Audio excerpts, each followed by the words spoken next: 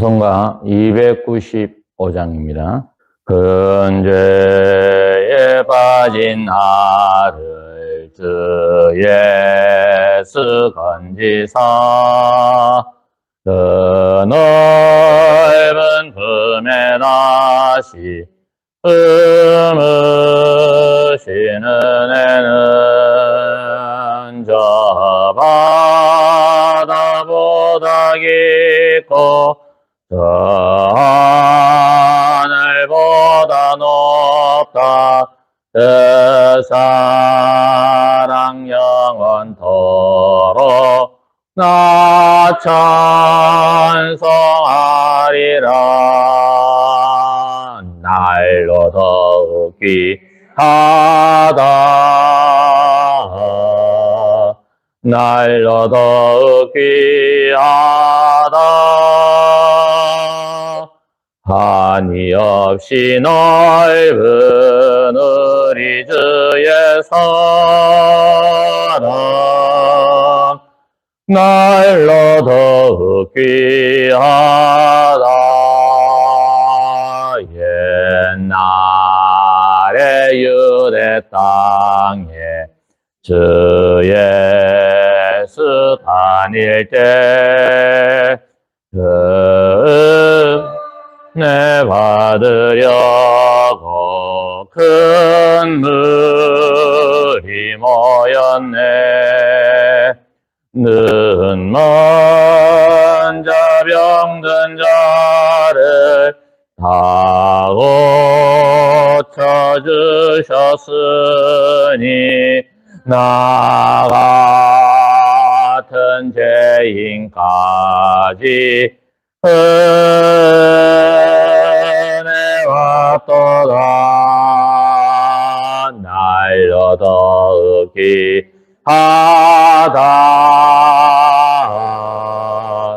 날로 더욱 귀하다 한이 없이 넓은 우리 주의 사랑 날로 더욱 귀하다. 주 크신 사랑으로 만 백성 위하여 그 십자가의 고난 다 받으셨으니 그 속죄 받은 성도 큰 소리 함께 높여 온 천지 울리도록 주 찬송하리라. 날로 더욱 귀하다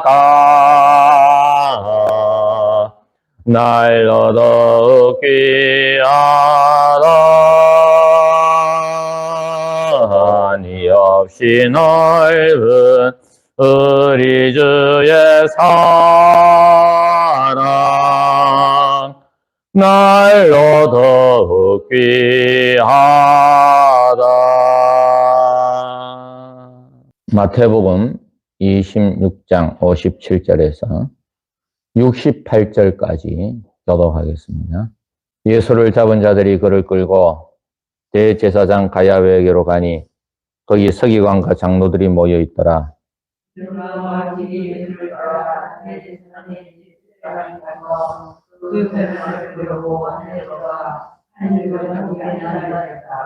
대제사장들과 온 공회가 예수를 죽이려고 그를 칠 거짓 증거를 찾으매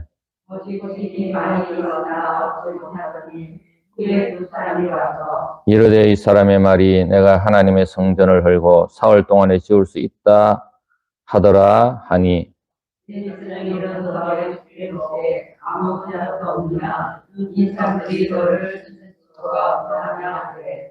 예수께서 침묵하시거늘 대제사장이 이르되 내가 너로 살아계신 하나님께 맹세하게 하노니 내가 하나님의 아들 그리스도인 줄 우리에게 말하라. 그러나 내가 너희에게 이르노니 유익이니가 하늘의 우편에 앉아 있는 것과 하늘의 구름을 타고 오는 것을 너희가 보리라. 이에 대제사장이 자기 옷을 찢으며 이르되 그가 신성모독하는 말을 하였으니 어찌 더 증인을 요구하리요. 보라, 너희가 지금 이 신성모독하는 말을 들었도다. 너희 생각은 어떠하냐 생각하여 이르되 그는 사형에 해당하리라 하고 이에 예수의 얼굴에 침 뱉으며 주먹으로 치고 어떤 사람은 손바닥으로 때리며 이르되 그리스도야 우리에게 선지자 노릇을 하라. 너를 친 자가 누구냐 하더라.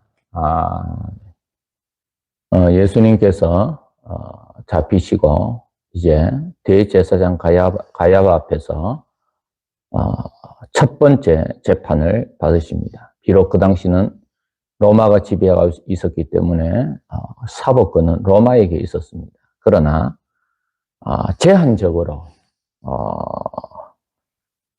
율법이 대제사장에 부여한 사법권, 1차적인 사법권은 어느 정도 남아 있었습니다. 사형을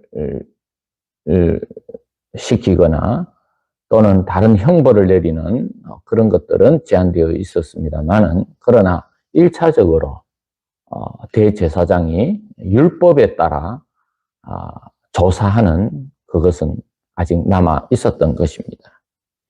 그래서 민수기에 보게 되어지면 이런 말씀이 있습니다. 내 성중에서 서로 피를 흘렸거나 다투었거나 구타였거나 서로 간에 고소하여 내가 판결하기 어려운 일이 생기거든 너는 일어나 내 하나님 여호와께서 택하신 곳으로 올라가서 레위 사람 제사장과 당시 재판장에게 물으라. 신명기에 이러한 내용이 있습니다. 그러니까 대제사장이 어느 정도 재판할 수 있는 그 권한은 있었습니다. 그러나 이 재판은 사실상 불법적인 재판입니다. 왜냐하면 밤에는 재판을 할 수가 없었어요. 낮에만 재판할 수가 있었던 것입니다. 그래서 이 성경에 보면 예수님을 밤에 잡아가졌죠. 예수님이 게셈마네 동산에서 밤에 기도하실 때에 가룟 유다의 배반으로 말미암아 이제 대제사장이 종들이 와서 또 군인들이 와서 예수님을 잡아서 이제 여기 대제사장 가야바로 갔습니다. 그런데 보십시오. 1절에 보니까 예수님을 잡아가니까 거기 서기관과 장로들이 모여 있더라. 이거는 이미 예수님을 잡고 재판하려고 이미 다 계획을 하고 있었다는 거예요. 예수님이 잡혔다. 예수가 잡혔다. 소문이 퍼진 다음에 대제사장 가야바의 집으로 사람들이 모여든 것이 아니고 이미 그들은 가룟 유다가 배신한 것을 알고는 예수님을 죽이려고 계획을 하고 있다가 마침 가룟 유다가 오니까 기다리고 있었던 거예요. 또 한 가지 이들의 불법적인 재판은 뭐냐 하면 거짓 증거를 찾고 있는 거예요. 그러니까 억지로 예수님을 사형시킬, 예수님을 죽이려고 하는 거짓 증거를 억지로 지금 모으고 있는 중이었던 것입니다. 그래서 59절에 보면 온 공회가 예수를 죽이려고 그를 칠 거짓 증거를 찾으매.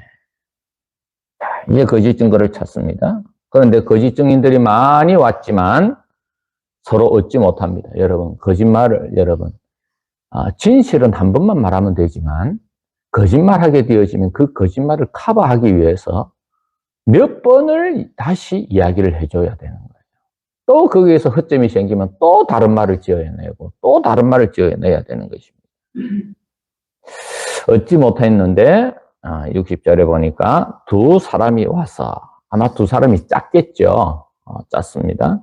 왜냐하면 율법에는 두세 증인이 아니면 재판을 못 열게 되어져 있습니다. 한 사람의 증언으로는 재판할 수가 없어요. 두 사람 이상의 증언이 있어야 되는 거예요. 그래서 아마 서로 거짓 증언하려고 막 그렇게 하다가 아마 두 사람이 서로 짠 것 같아요. 야, 전에 저 예수가 성전을 헐면 3일 만에 다시 짓겠다고 한 것이 기억나지 않느냐 라고 이야기를 합니다.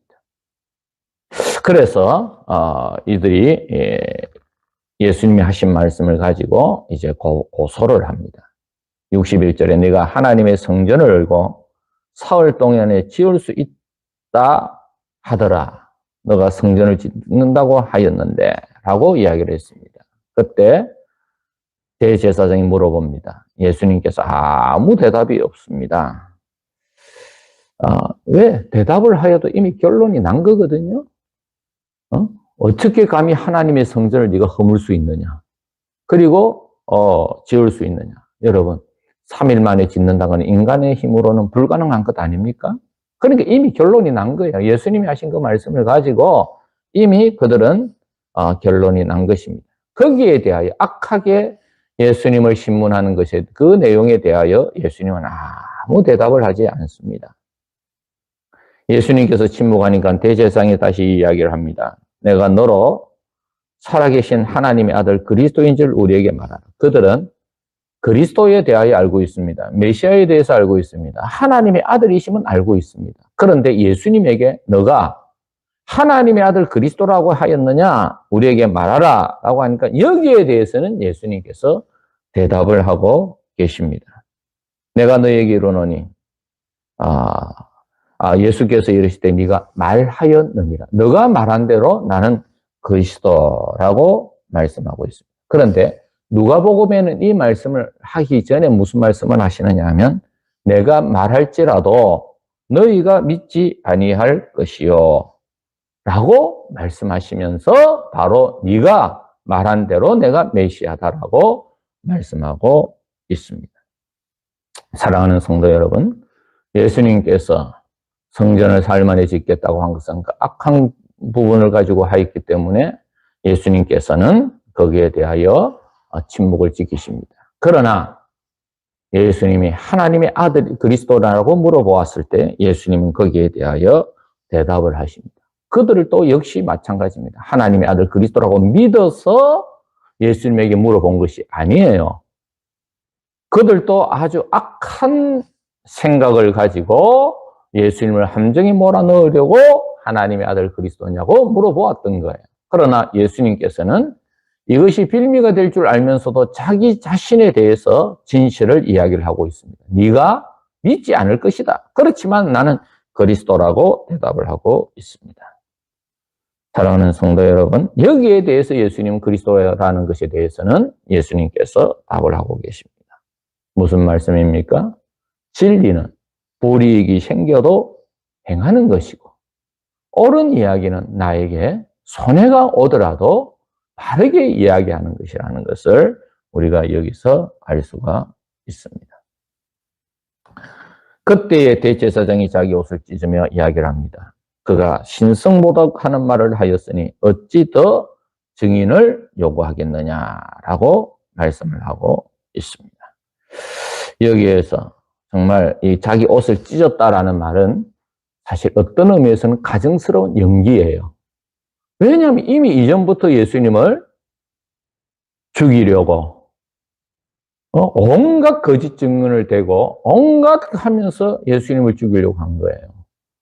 그렇기 때문에 예수님이 자기 자신이 그리스도라고 하는 것을 밝히자 옷을 찢으면서 과잉 연기를 하고 있는 것입니다. 신성모독, 이걸 잡았다는 거예요. 예수님을 죽일 장면을 잡았다는 거예요. 그 증거를 잡았다는 것입니다. 빌미를 잡았다는 것입니다. 그래서 신성하는 말을 모독하는 말을 들었으니 어찌 더 증인을 요구하리요. 그러면서 너희 생각은 어떠하냐라고 할 때 그는 사형에 해당하니라라고 말씀을 하고 있습니다. 그런데 지금 예수님께서 모욕을 당하고 고통을 당하고 침을 뱉고 그리고 예수님을 때리고는 누가 때렸느냐? 이야기를 하라 그럽니다. 그러면서 68절에 우리에게 선지자 노릇을 하라. 너를 친 자가 누구냐? 예수님을 때리면서 이야기를 합니다. 너는 선지자라고 하지 않았느냐? 알 것 아니냐? 누가 너를 때렸느냐라고 조롱을 하고 있습니다. 사랑하는 성도 여러분, 예수님께서 이렇게 재판을 받을 때 이미 불법적인 모습으로 정당한 재판을 받을 수 있는 권리를 얻지 못하고 많은 사람들이 이미 짜여진 각본대로 흘러가고 있음을 보게 되어집니다. 사랑하는 성도 여러분, 사람도 악한 일에 이런 각본을 짜고 있다고 한다면 우리 하나님께서는 우리를 구원하시기 위하여 이미 창세 전부터 우리의 구원을 계획하고 계셨다는 사실을 우리는 알아야 합니다. 여러분, 예수님께서 자기 자신이 그리스도이라는 것을 말씀하시면서 뭘 말씀하시느냐? 64절에 보면 이후에 인자가 권능의 우편에 앉아 있는 것과 하늘 구름을 타고 오는 것을 너희가 보리라 라고 말씀하고 있습니다. 지금 예수님은 아주 초라하게 재판을 받고 있습니다. 고난을 당하고 계십니다. 그러나 나중에 너희들이 심판대 앞에서 떨 것을 이야기를 하고 있습니다. 지금 예수님의 초라한 모습을 너희들이 나를 평가한다면 큰 잘못이다. 이후에 인자가 우편에 앉아 있는 것과 하늘 구름을 타고 오는 것을 보리라. 이 세상의 권력과는 아무런 상관없는 하늘의 영광 가운데 예수님이 다시 재림할 것을 미리 이들에게 말씀하고 있습니다. 예수님은 고난 가운데서도 진리를 말씀하고 계시고 장차 올 일을 말씀하고 계시는 것입니다. 사랑하는 성도 여러분, 한갓 인간들이 하나님의 지혜와 비교할 수 없는 그러한 악한 모습으로 예수님을 어떻게 해서든지 죽이려고 계획을 하고 짜고 있고 거짓 증거를 모으고 있는 이 열심을 한번 보시기를 바랍니다. 사랑하는 성도 여러분, 예수님은 그들에게 이러한 모욕과 고난을 당하시고 계십니다. 그러나 하나님께서는 우리를 위하여 구원을 계획하고 계시고 우리를 구원하고 우리를 예수 그리스도의 보혈의 피로 선택하셔서 하나님의 백성이 되어졌습니다. 사랑하는 성도 여러분, 우리가 이 세상을 살면서 이 고난 주간에 한 번 더 기억해야 할 것은 우리가 예수님을 위하여 어떤 모습으로 살아가야 할 것인가. 악한 자도 이렇게 집요하게 교묘하게 예수님을 죽이려고 계획을 하고 있다면 우리는 구원받은 우리는 정말 예수님 앞에서 정말 주님께서 기뻐하시고 원하시는 삶을 어떻게 살 것인가. 하나님의 나라와 뜻을 어떻게 이루어 갈 것인가. 우리는 그렇게 생각하고 살아가야 되지 않겠습니까?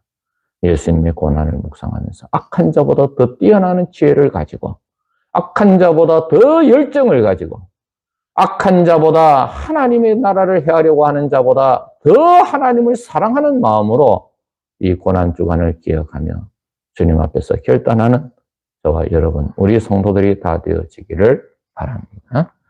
걸어가신 하나님 감사합니다.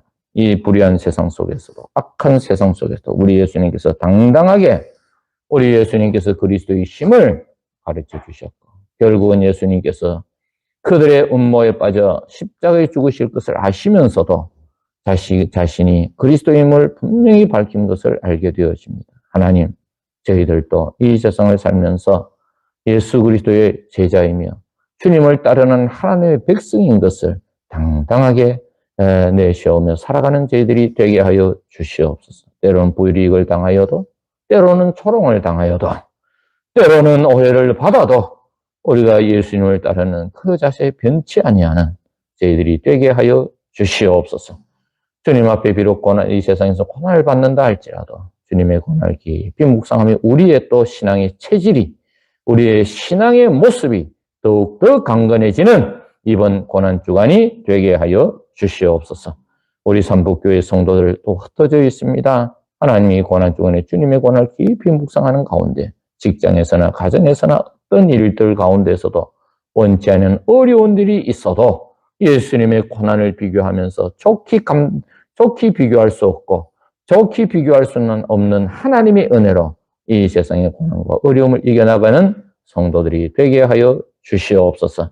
하나님 아버지, 어떤 우리 삼복교회가 정말 이 땅의 소금과 빛의 역할을 감당하게 하시고 은혜의 통로가 되게 하시고 하나님 아버지여 정말 주님의 교회에 찾아 나오는 많은 영혼들에게 은혜가 되어지고 또 믿지 않는 영혼들이 주께로 돌아오는 역사가 일어나게 하여 주시옵소서. 또 우리 성도들 가운데 병들고 약한 성도들, 또 특별히 중풍폐렴으로 말미암아 어려움을 당한 성도들 아무 후유증 없이 깨끗하게 고쳐주시고 회복시켜 주시옵소서. 특별히 우리 또 김종 선교사님 또 건강을 속히 회복시켜 주셔서 하나님 아버지 어떠한 미얀마에 죽어가는 영혼들을 위하여 하나님 앞에 구원받고 하나님 앞에 또 복음을 전하는 역사가 일어나게 하여 주시옵소서. 오늘 또 개척교회, 하나님 한국교회, 또 선교사님들의 사역 모든 일에 우리 하나님이 함께하여 주시고, 오늘 또 주의 복음이 멈추지 아니하고 예수 그리스도가 이 세상의 그리스도요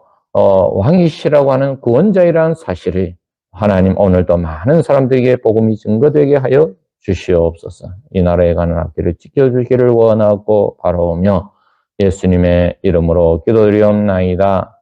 아멘. 자유롭게 기도하시겠습니다.